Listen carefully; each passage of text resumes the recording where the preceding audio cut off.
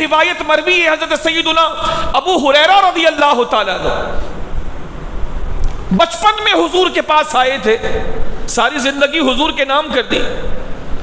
حضرت سلمان فارسی رضی اللہ تعالیٰ عنہ ساری زندگی اللہ کی رضا حاصل کرنے کے لیے وقف کر دی۔ کبھی یہودی کے پاس گئے جب اللہ کے نبی نے نبوت کا اعلان نہیں فرمایا تھا یا فرما چکے تھے، ان کو پتہ نہ تھا، تو کبھی یہودی کے پاس رہے کہ مجھے اللہ جل شانہ کی محبت چاہیے، نوجوان تھے، اس کے پاس رہتے رہے۔ اس نے کہا اب تو میرا آخری وقت آ گیا، تم دوسرے کے پاس چلے جاؤ، وہ تمہیں بتائے گا کہ اللہ جل شانہ کی محبت کیسے ملے گی۔ پھر اس کے پاس گئے، پھر راہب کے پاس گئے، عیسائیوں کے پاس گئے اللہ کی محبت کی تلاش میں، اور آخری راہب جس کے پاس انہوں نے بہت وقت گزارا تھا، اس نے آخری وقت میں بتایا کہ اب وقت آ گیا ہے کہ مکے کی سرزمین میں ایک شخصیت نبوت کا اعلان کرے گی، یا اس نے کہا کہ وہ کر چکے ہیں، تم وہاں چلے جاؤ، ان کا نام یہ ہے، ان کی ولدیت یہ ہے، ان کی نشانیاں یہ ہیں،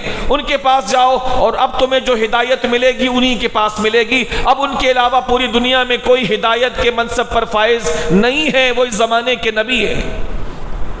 اور پھر سلمان فارسی رضی اللہ تعالیٰ عنہ نبی کریم علیہ السلام کی بارگاہ میں حاضر ہوتے۔ اتنا مشکل وقت گزارا ہے سلمان فارسی رضی اللہ تعالیٰ عنہ، اور وہ وقت ایسا تھا کہ اللہ کے نبی علیہ السلام اور حضور کے کچھ ماننے والے وہ پوشیدہ طور پہ اللہ کی عبادت کرتے تھے۔ ابھی اسلام کا اعلان اللہ کے نبی نے نہیں کیا تھا، اللہ کی طرف سے حکم نہیں تھا۔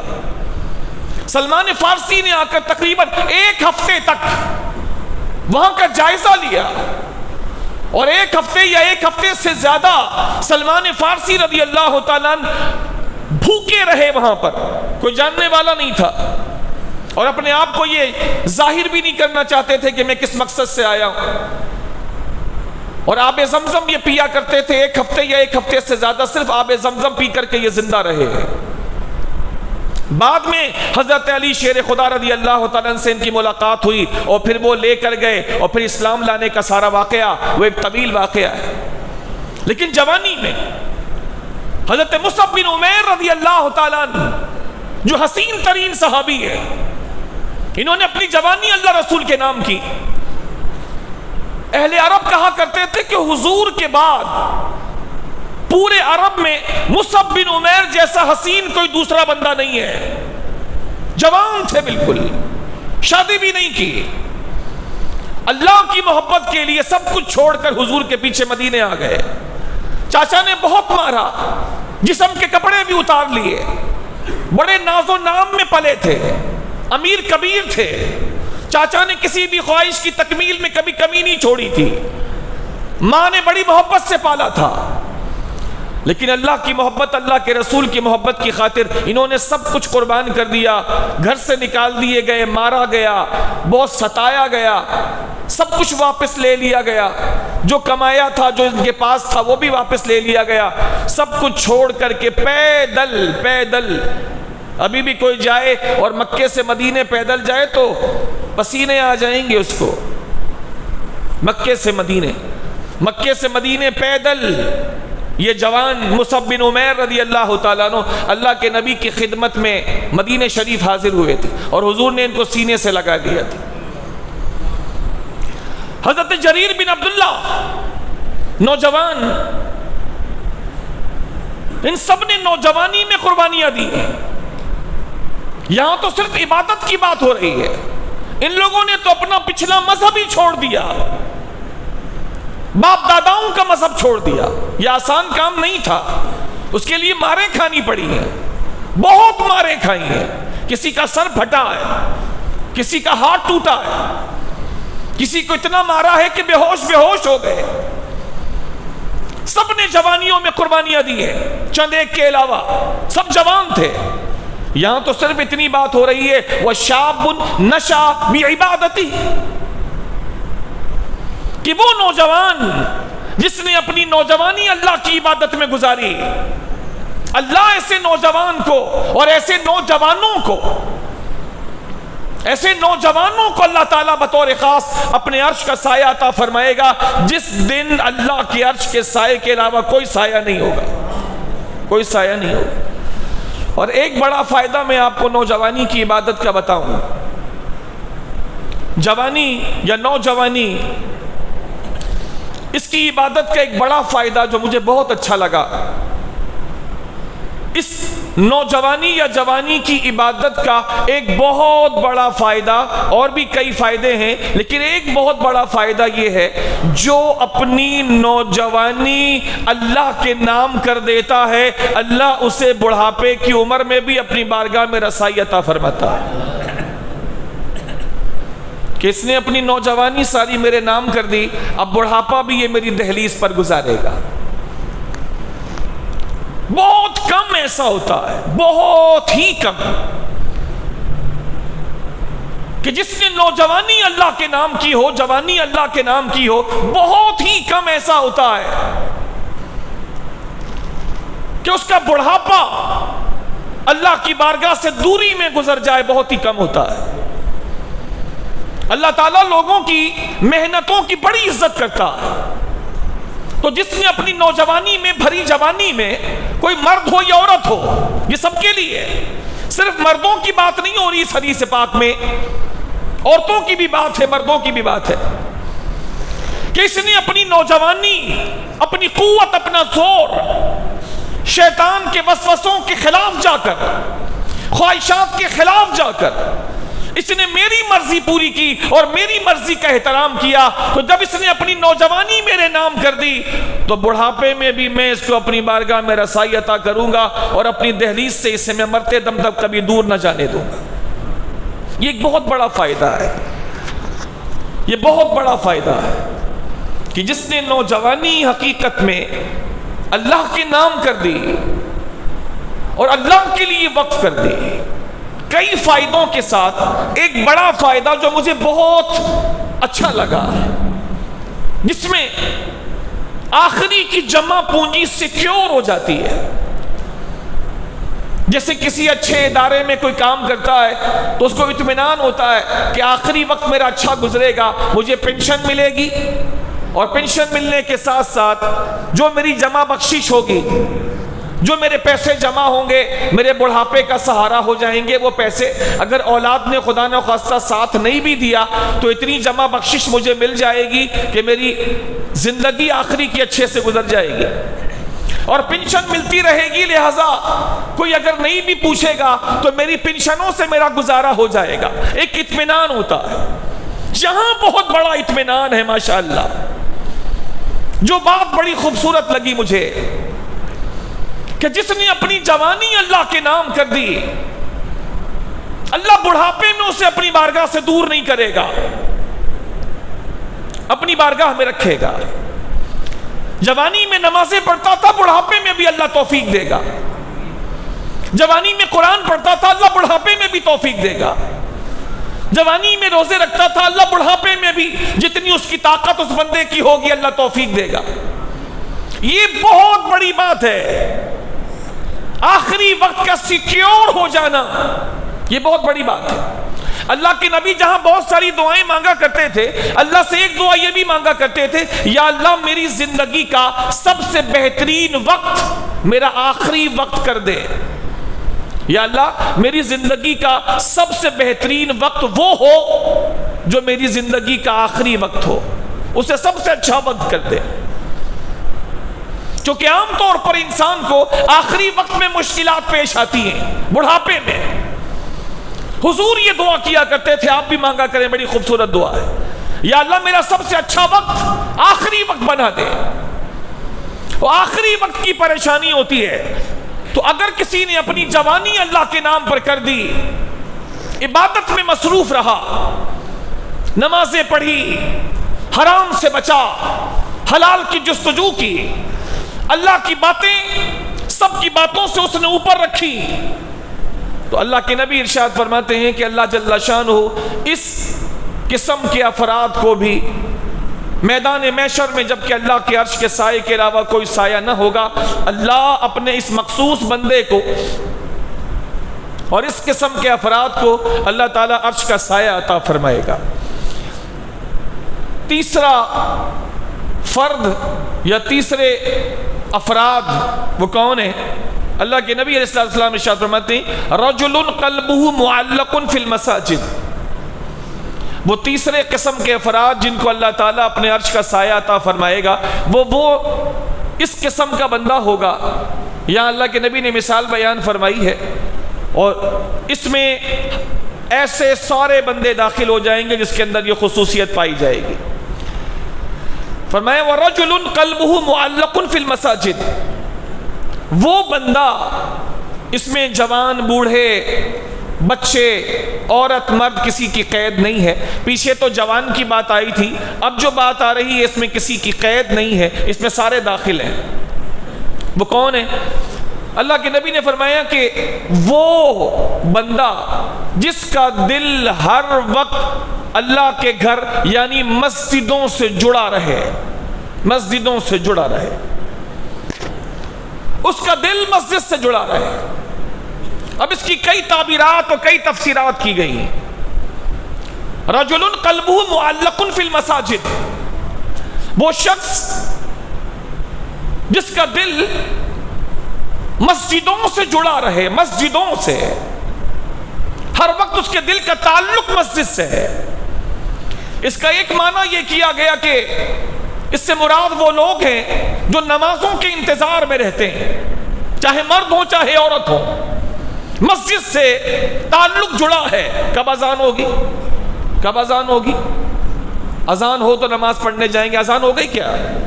اذان کا ٹائم کتنے بجے کا ہے؟ آپ کے یہاں جماعت کتنے بجے ہے عصر کی؟ آپ کے یہاں ہم مہمان آئے ہیں یہاں کا ہمیں نہیں پتا، آپ کے یہاں کتنے بجے ہوگی؟ دل جڑا ہوا ہے، اذان کب ہوگی؟ عورتیں ہیں گھروں میں انتظار میں ہیں، معلق فی المساجد، دل تعلق، دل معلق ہے، جڑا ہوا ہے۔ کب اذان ہوگی؟ کب اعلان ہوگا کہ اسلامی بہنوں کا بھی اجتماع ہے ہم بھی چلیں گے؟ کب اعلان ہوگا؟ دل مسجدوں سے جڑا ہوا۔ ایک معنی یہ ہے کہ عبادت کرنے کا وقت اس کے انتظار میں ہے۔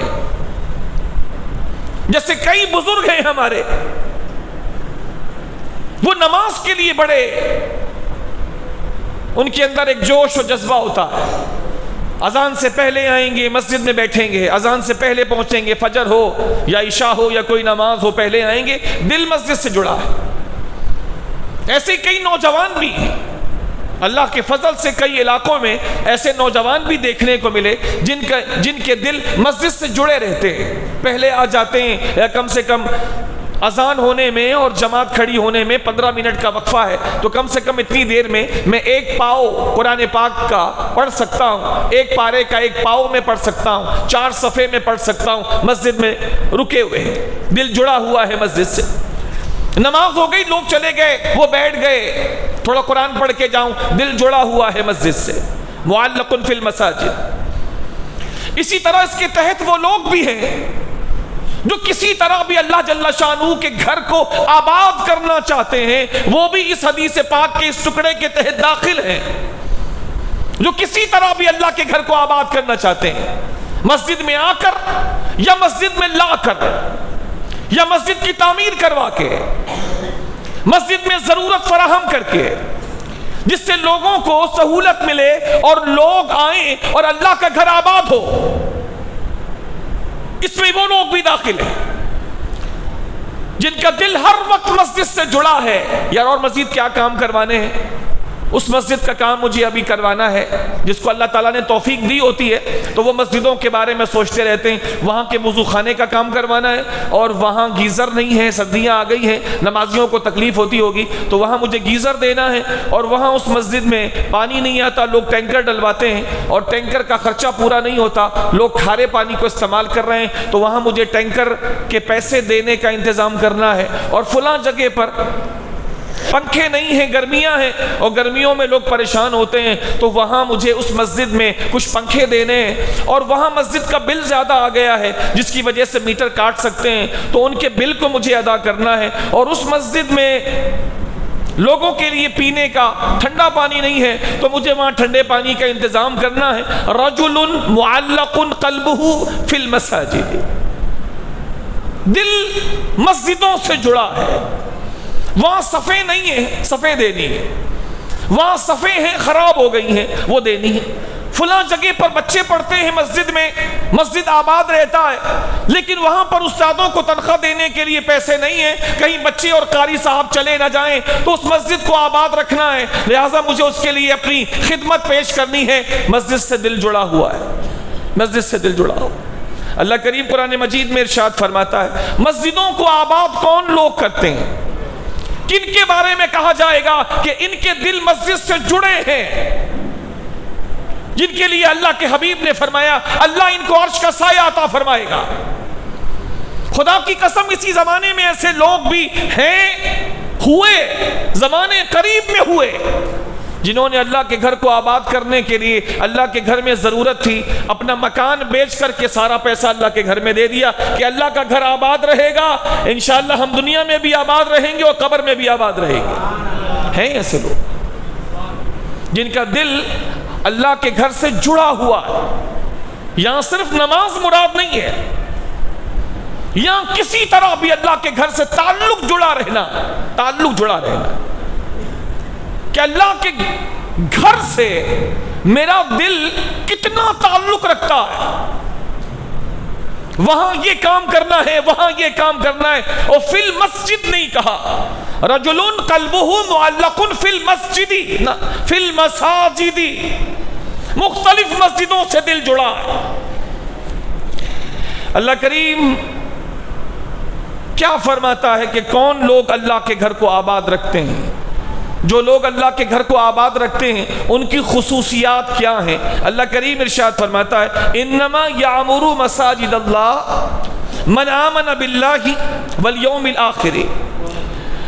صرف وہی لوگ اللہ کے گھر کو آباد رکھتے ہیں جو اللہ پر ایمان لاتے ہیں اور آخرت پر ایمان لاتے ہیں. یعنی اللہ کے گھر کو آباد رکھنے والے اور اللہ کے گھر سے جن کے دل جڑے ہوتے ہیں وہ یہ لوگ ہوتے ہیں کہ جو اللہ پر اور آخرت کے دن پر ایمان رکھتے ہیں. وَأَقَامَ الصَّلَاةَ وَآتَى الزَّكَاةَ، اور نماز قائم رکھتے ہیں، نماز قائم رکھتے ہیں، اور زکوٰۃ ان کے ذمے ہو تو زکوٰۃ دیتے ہیں.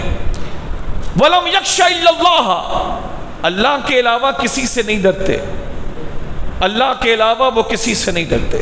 چونکہ اللہ کے گھر کا کام کرتے کرتے ان کے دل میں اللہ کی عزت اتنی بیٹھ چکی ہوتی ہے اور اللہ کی محبت اتنی بیٹھ چکی ہوتی ہے کہ اس محبت خدا کے بعد انہیں خدا کے علاوہ کسی اور سے ڈر نہیں لگتا. ایک خصوصیت یہ بیان فرمائی اللہ نے کہ اللہ کے گھروں کو آباد وہی کرتے ہیں جو اللہ پر ایمان رکھتے ہیں. یعنی اللہ کے گھر کو آباد کرنے والوں کو اللہ تعالیٰ ایک سند دے رہا ہے کہ جو میرے گھر کو آباد کر رہا ہے یقین جان لو کہ وہ میری ذات پر ایمان رکھتا ہے، آخرت پر بھی ایمان رکھتا ہے. وَأَقَامَ الصَّلَاةَ، نماز کو قائم کرتے ہیں. وَآتَى الزَّكَاةَ، اور زکوٰۃ ان کے ذمے ہو تو زکوٰۃ دیتے ہیں. وَلَمْ يَخْشَ إِلَّا اللَّهَ، اللہ کے علاوہ کسی سے نہیں ڈرتے. اولئک ان یکونوا فعسى اولئک ان یکونوا من المہتدین، تو یہی وہ لوگ ہیں جو اللہ کی بارگاہ سے ہدایت پانے والے ہیں، یہ اللہ کے گھر کو آباد کرنے والے ہیں. تو تیسری قسم جو اللہ کے نبی نے بیان فرمائی کہ کون لوگ اللہ کے عرش کے سائے میں میدان قیامت میں ہوں گے، اس کے بارے میں فرمایا کہ وہ لوگ جن کے دل اللہ کی مسجدوں سے جڑے رہتے ہیں، اللہ کے مسجدوں سے جڑے رہتے ہیں، ان کے دلوں میں اللہ کے گھر کی فکر ہوتی ہے. حضرت علی شیر خدا رضی اللہ تعالیٰ عنہ نے جب مسجد نبوی کو دیکھا وہاں روشنی ہے، عثمان غنی نے مسجد نبوی میں بہت کام کروائے، بہت. ویسے تو کئی مسجدوں میں عثمان غنی نے بہت کام کروائے، لیکن مسجد نبوی میں اس کے لیے جگہ خریدنا، مسجد نبوی کو بڑا کرنا، اس کو بنانا، اس کی تعمیر کرنا، بہت خرچ کیا عثمان غنی رضی اللہ تعالیٰ نے. یعنی اگر میں یہ کہوں تو مجھے کسی کا خوف نہیں ہے کہ جتنا خرچ مسجد نبوی کے لیے صحابہ کرام میں سے عثمان غنی رضی اللہ تعالیٰ نے اپنے مال کی صورت میں کیا ہے، اتنا مال کسی دوسرے صحابی نے خرچ نہیں کیا۔ برابر کی زمین کی ضرورت تھی، منہ مانگی قیمت دے کر کے اس حصہ زمین کو مسجد نبوی میں شامل کیا۔ پھر مسجد کی تزئین و آرائش کا کام کیا، مسجد میں روشنی کا کام کیا، مسجد کو خوبصورت بنانے کے لیے اپنا مال خاص طور پہ خرچ کیا۔ تو جب مولا علی شیر خدا رضی اللہ تعالیٰ عنہ مسجد نبوی میں آئے، دیکھا مسجد نبوی بڑی روشن ہے، تو مولا علی شیر خدا مسکرائے اور ارشاد فرمایا اللہ تعالیٰ عثمان غنی کی قبر پر اپنی خاص رحمتیں نازل فرمائے، انہوں نے اللہ کے گھر کو کیسا روشن کر دیا ہے، جس طرح انہوں نے اللہ کے گھر کو روشن کیا ہے اللہ عثمان کی قبر کو روشن فرما دے۔ یہ بہت بڑی بات ہے، اللہ کے گھر کے لیے فکر مند ہونا۔ یار دھولائی کب کریں گے آپ لوگ؟ مسجد کا غسل کب کریں گے؟ مسجد میں جھاڑو کب لگائیں گے؟ یہ پنکھے وغیرہ صاف آپ لوگ کب کریں گے؟ میں بھی آنا چاہتا ہوں، میرے 4 دوست ہیں، اتوار کو کر لیں، اتوار کو ہم لوگوں کی بھی چھٹی ہوتی ہے تو ہم بھی شامل ہو جائیں گے۔ مسجد میں جھاڑو لگانی ہے تو ہم لوگ آ جائیں گے۔ ارے بابا یہ کسی کا گھر نہیں ہے جہاں آپ جھاڑو لگاؤ گے، صفائی کرو گے تو لوگ توہین کی نظر سے دیکھیں گے، یہ خدا کا گھر ہے، یہاں کرو گے تو لوگ مزید عزت کی نظر سے دیکھیں گے، اللہ یہاں جھکو گے اللہ تمہیں سب کے سامنے اٹھا دے گا۔ یہ سب اسی ضمن میں آتے ہیں، انما یعمر مساجد اللہ، اللہ کے گھر کو تو وہی آباد کرتے ہیں، وہی آباد کرتے ہیں۔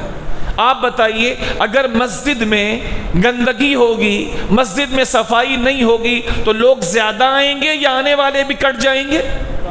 کم ہو جائیں گے۔ اب جو اس نیت سے صفائی کر رہا ہے تو وہ بھی مسجد کو آباد کرنے کا کام کر رہا ہے نا، مسجد کو آباد کرنے کے راستے میں اپنا کردار ادا کر رہا ہے۔ مسجد میں وضو کا پانی نہیں ہوگا، لوگ زیادہ آئیں گے کہ آنے والے بھی کٹ جائیں گے۔ جو اس کا اہتمام کرے گا تو وہ بھی تو مسجد کو آباد کر رہا ہے۔ مسجد میں اندھیرا ہوگا تو لوگ زیادہ آئیں گے کہ کٹ جائیں گے۔ تو جو اس کے لیے کام کرے گا وہ بھی تو مسجد کو آباد کر رہا ہے۔ گرمیوں میں پنکھے نہیں چل رہے، جو اس کے لیے کوشش کر رہا ہے کوئی بھی ہے کہ لوگوں کو سکون ملے اور اچھے سے اللہ کی عبادت کر سکیں، تو وہ بھی تو مسجد کو، اللہ کے گھر کو آباد کرنے کا کام کر رہا ہے۔ اور جو اللہ کے گھر کو آباد کرتے ہیں اللہ ان کے بارے میں صفات بیان فرما رہا ہے کہ یہ وہی لوگ ہیں جو اللہ پر بھی ایمان رکھنے والے ہیں اور قیامت پر بھی ایمان رکھنے والے ہیں۔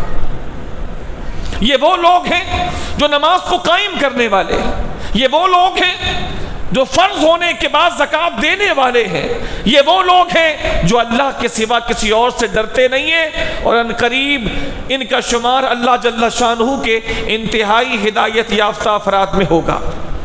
چوتھا بندہ جس کو اللہ عرش کا سایہ عطا فرمائے گا، رب کے نبی نے ارشاد فرمایا چوتھا بندہ وہ ہے وَرَجُلَانِ تَحَابَّا فِي الْأَرْضِ تحابا فی اللہ واجتمع علیہ وتفرق علیہ۔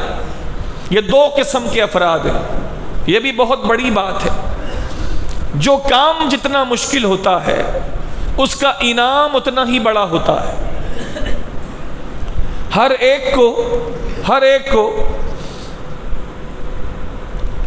بڑا منصب نہیں دیا جاتا، ہر ایک کو PhD کی ڈگری نہیں دی جاتی، ہر ایک مفتی صاحب نہیں بنتے، ہر ایک شیخ الحدیث صاحب نہیں بنتے۔ بڑا کام ہے، اس کے لیے بڑی محنت کرنی پڑتی۔ اللہ میدان قیامت میں صرف کسی بندے کو جس مشکل میں بھی وہ ہو اس سے اگر صرف نجات بھی دے دے اس کی عزت کے لیے بہت ہے۔ یہاں تو اتنی بڑی بات ہے کہ اللہ اپنے عرش کے سائے کے نیچے جگہ دے رہا ہے جبکہ کوئی سایہ نہیں ہوگا۔ یوم لا ظل الا ظلہ، اس دن اللہ تعالیٰ اس کو عرش کا سایہ دے گا جس دن کوئی سایہ ہوگا ہی نہیں، کوئی سایہ نہیں ہوگا، اور سایہ بھی دے گا اپنے عرش کا، جہاں نبی ہوں گے، جہاں رسول ہوں گے، جہاں اولیاء ہوں گے، جہاں صوفیاء ہوں گے، جہاں علماء ہوں گے، جہاں محدثین ہوں گے، جہاں اللہ کے نیک دوسرے بندے ہوں گے، انہی مقامات پر اللہ جل شانہ اس طرح کے نیک اعمال کرنے والوں کو اپنے عرش کے سائے کے نیچے جگہ عطا فرمائے گا۔ یہ بہت بڑی بات ہے، لہذا مقام بہت بڑا ہے تو کام بھی بڑا ہے۔ کام کیا بڑا ہے؟ اللہ کے نبی فرماتے ہیں چوتھا گروہ ان لوگوں کا ہوگا کہ وہ دو افراد جو ایک دوسرے سے محبت کرتے ہوں، ایک دوسرے کے ساتھ جمع ہوتے ہوں یا ایک دوسرے سے جدا ہوتے ہوں، تو یہ سارے کام وہ صرف اور صرف اللہ کی محبت اور اللہ کی رضا کے لیے کرتے ہیں۔ وَرَجُلَانِ تَحَابَّا فِي اللَّهِ وَاجْتَمَعَا عَلَيْهِ وَتَفَرَّقَا عَلَيْهِ، کہ ایسے لوگ جو آپس میں محبت کریں تو اللہ کے لیے، ایک دوسرے سے ملے تو اللہ کے لیے، ایک دوسرے کو چھوڑ دیں اور جدا ہو جائیں، علیحدہ ہوں تو اللہ کے لیے، ان کا ہر کام اللہ کے لیے ہو، اپنے نفس اور اپنی رضا کے لیے نہیں، ایک دوسرے سے محبت کی اللہ کے لیے، کوئی لالچ کوئی غرض نہیں ہے۔ میں نہیں جانتا کہ آپ کون ہیں اور آپ نہیں جانتے کہ میں کون ہوں، لیکن میں آپ کے پاس صرف اللہ کے لیے آیا ہوں، یہ کہنے کے لیے آیا ہوں 5 نمازیں تو ہیں 24 گھنٹوں میں، کون سی 500 نمازیں ہیں؟ میں آپ کو یہ بتانے کے لیے آیا ہوں کہ جس نبی کا کلمہ آپ پڑھتے ہیں اور ہم سب پڑھتے ہیں، اسی نبی نے فرمایا ہے کہ میری آنکھوں کی ٹھنڈک نماز میں ہے۔ میں آپ کو نماز کی دعوت دینے کے لیے آیا ہوں، اللہ کی قسم میں نہیں جانتا کہ آپ کون ہیں، میں صرف اللہ کی محبت میں آپ کے پاس آیا ہوں کہ آپ نماز پڑھیں گے تو اللہ خوش ہوگا اور مجھے بھی اس بات سے خوشی ہوگی۔ تحابا فی اللہ اجتماع علیہ، دونوں ملے تو اللہ کی محبت کے نام پہ ملے۔ آپ کہاں سے ہیں مجھے نہیں پتا، آپ کون سے خاندان سے ہیں مجھے نہیں پتا، آپ کون سے قبیلے سے ہیں مجھے نہیں پتا، آپ کیا کرتے ہیں مجھے نہیں پتا، لیکن میں صرف اللہ کے نام پر آپ کے پاس آیا ہوں یہ بتانے کے لیے کہ آپ جو کر رہے ہیں اللہ اس سے ناراض ہوتا ہے۔ شراب پینا اللہ رسول کو ناراض کرتا ہے۔ میں صرف آپ کو اللہ کی محبت میں سمجھانے کے لیے آیا۔ آپ جو یہ ڈھول گانے کر رہے ہیں، میں نہیں جانتا کہ آپ کون ہیں، میں یہاں سے گزر رہا تھا، میں نے اللہ کی یہ نافرمانی ہوتے دیکھی تو میں آپ کو یہ کہنے کے لیے آیا ہوں کہ اللہ کے رسول نے ساری زندگی اسی بات پر محنت کی ہے کہ خرابیوں کو ختم کیا جائے، اچھائیوں کو رواج دیا جائے۔ میں آپ کو سمجھانے آیا ہوں کہ اللہ کے نبی نے فرمایا میں موسیقی کو ختم کرنے اور آلات موسیقی کو توڑنے کے لیے آیا ہوں، ان چیزوں سے اللہ اور اللہ کے نبی کو اذیت ہوتی ہے۔ میں آپ کو صرف اتنا کہنے کے لیے آیا ہوں کہ ایسا نہ کریں۔ ایک بزرگ تھے، کچھ نوجوان جو مسلمان تھے وہ دریا کے کنارے بیٹھ کر شراب پی رہے تھے اور بربت وغیرہ جو اس وقت کے زمانے کے لحاظ سے جو موسیقی کے آلات تھے، انسٹرومنٹس تھے، وہ بجا رہے تھے دریا کے کنارے۔ جیسے آج بھی میں نے شروع میں عرض کیا کہ نوجوانی کو سنبھالنا اور اپنی جوانی کو سنبھالنا اتنا بڑا کام ہے کہ اللہ تعالیٰ ایسے بندوں کو اپنے عرش کا سایہ عطا فرمائے گا۔